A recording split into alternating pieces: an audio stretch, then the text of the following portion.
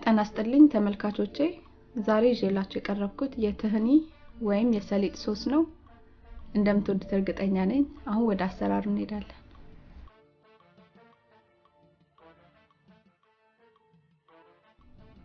ግማሽ ኩባያ የትህኒ ክሬም አለኝ ሳህኑ ላይ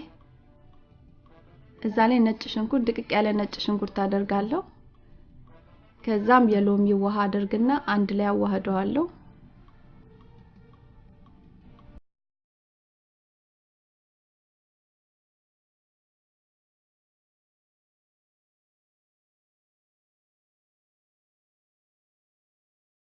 አስገባለሁ ጨው ስንጨምር ብዙ አናደርግም የትህኒው ክሬሙ ራሱ ጨው ስላለው ትንሽ ጨው ነው የምናደርገው ከዛም አንድ የሾርባ ማንኪያ ኦሊቭ ኦይል እናደርግና አብረን በደንብ እናዋህደዋለን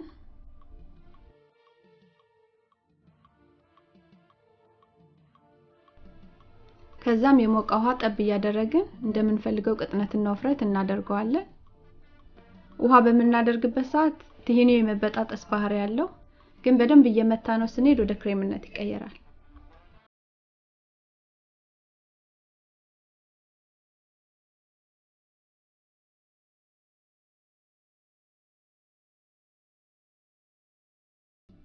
ለቴስት ትንሽ ከሙን እናደርግበታለን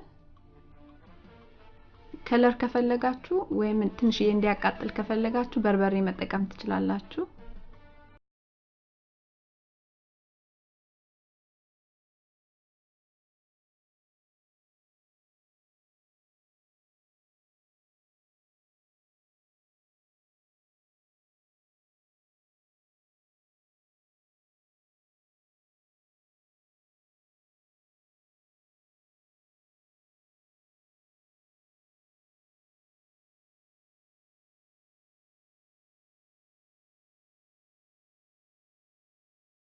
ይሄን ይመስላል ምርጥ የትህኒ ሶስ አዘገጃጀት